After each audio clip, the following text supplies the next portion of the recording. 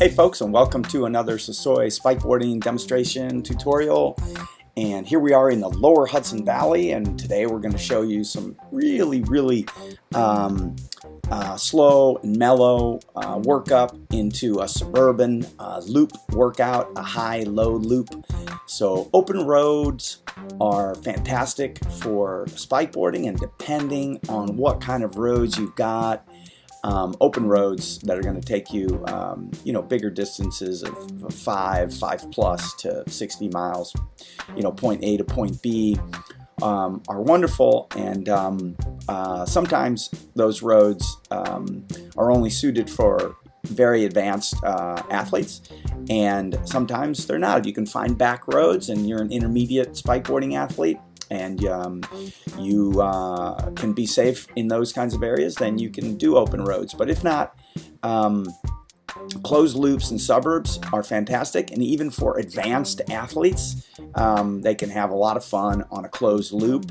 And of course, what's important is we're really trying to show the sport of spikeboarding and how it functions in all environments. So the sport was born in New York City in Central Park, and of course, initially a lot of people said, oh, how incredibly urban the sport is so urban. It's very urban sport. We can't see it in the country, but the sport actually functions out on open road countryside, and it functions very well in suburban areas, and it functions incredibly well in urban areas as well.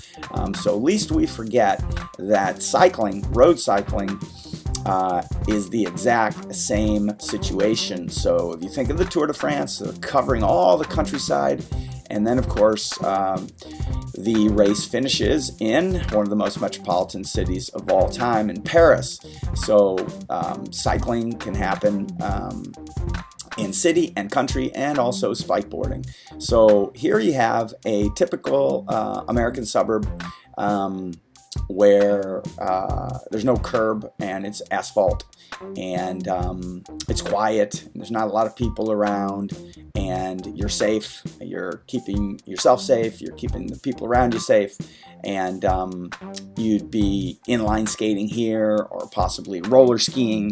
This is the same sort of environment that those things would happen. And of course, spikeboarding is a simplified form of cross-country skiing. And so to demonstrate this, we're just showing it to you here. And there can't be anything more fun than finding a high-low side loop and repeating it over and over and over again. The same as you would on a velodrome track or a closed circuit. Bike racers are going to recognize criterium races. Criterium races are very short loops that were originally set up for the spectators, so the spectators could really see the bike racing, because that's what bikes do. They really go out on open road like crazy, and that's tough for the spectators. So then they made criterium loops. Criterium loop tends to be even under 1 mile in length. It's usually a couple city blocks, or you could do it on a couple suburban blocks. So this particular area, we didn't recognize it all that well immediately, so we're just zipping around the neighborhoods here until we find a loop that makes sense to go on, and we'll jump on it here in a moment. I think we're getting close here. But we're executing the sport of spikeboarding in its complete form, which is 3 technical strokes. So if you say to yourself, complete form, what on earth is he speaking about? Well, if you think about Olympic style swimming, which is actually swam at high schools and colleges as well, that's 4 strokes, and they are butterfly, backstroke, breaststroke, and front crawl. And then of course they all combine into what's known as the individual medley. So a good swimmer will swim all 4 strokes. Most all team members on a swim team in this country and worldwide will swim all 4 strokes. Whether or not they race all 4, that remains to be seen, whether athletes rise to that or whether they don't. But certainly a coach would have them swimming all 4 strokes, and that is for a very simple reason, and that is cross-training. So if you're a swimmer and you're out swimming butterfly and you put in 1,500 meters, your coach is going to tell you to have a little warm down cool down rather, with probably a breaststroke and maybe a freestyle or possibly a backstroke, or they'll just let you decide which stroke you want to cool down in. And in spikeboarding is the same. So that was an inside Kubi cross. This is a Kubi cross right here. Notice how we're kicking and spiking at the same time. There's the stand-up spike. Those are all 3 strokes, one after the next. And of course this is one arm. There's the Kubi cross again, and there's a 1/1, and this is a 1/2. So to spike with one arm and to have both feet on the deck, and there's a stand-up spike, which of course is 2/2, and there's the Kubi cross, and there's a 1/2, and there's the Kubi cross again. So the combination of all these movements, which by the way are ambipedal, and they are bilateral development, so that is going to help. If you haven't figured this out yet, the cross training that can be provided for soccer is sensational. So the big boys and girls in the big leagues get paid the big bucks. Why? They get paid the big bucks because they are double-footer. So double-footedness never had something so powerful by which to begin to cross-train with, other than switch kicking. So switch kicking amongst skateboard riders is not that popular whatsoever, and people have perceived that switch kicking is something that is impossible or very difficult to achieve. I'm here to tell you that within 3 months you can begin to switch kick at exceedingly high levels. You're not going to be an expert or anything, but same as if you picked up a saxophone. I don't know how quickly you begin to be able to play a song from beginning to end, but probably somewhere between 3 and 6 months, depends on the complexity I'm assuming of the song.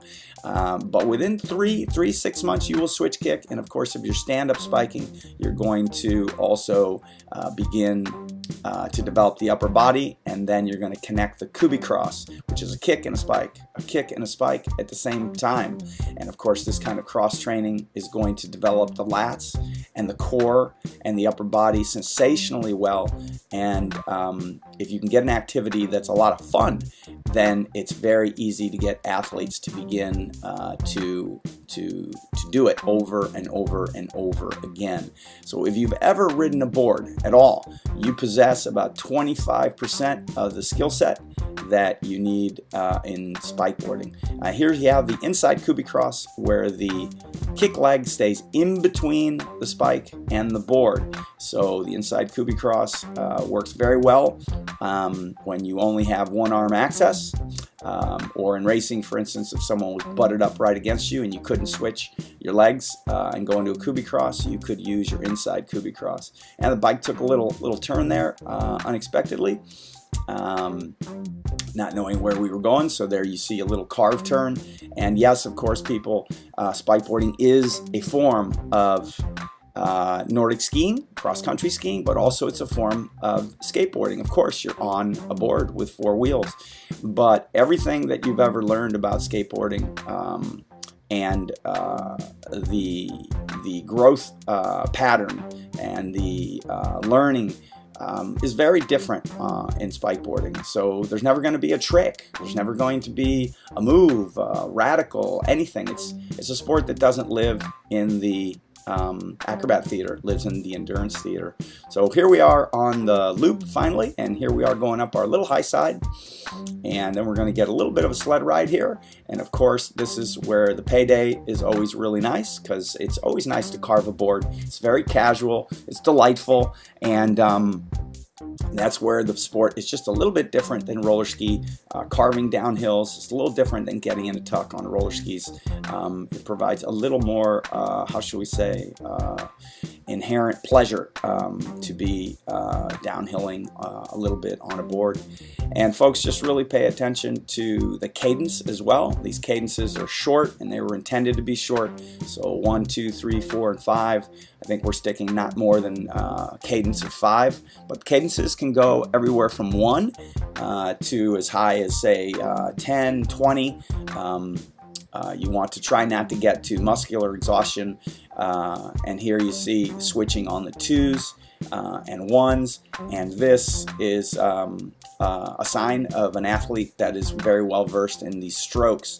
And You might say, how does that switching happen? So many people are averse, and so many people don't know how quickly you can begin to switch kick. So make sure you dig into our videos, and you will see there's the inside Kubi cross, and the kick leg stays on the inside. And notice how the spike didn't switch. There goes the spike switch, and there's a Kubi cross and a Kubi cross switch.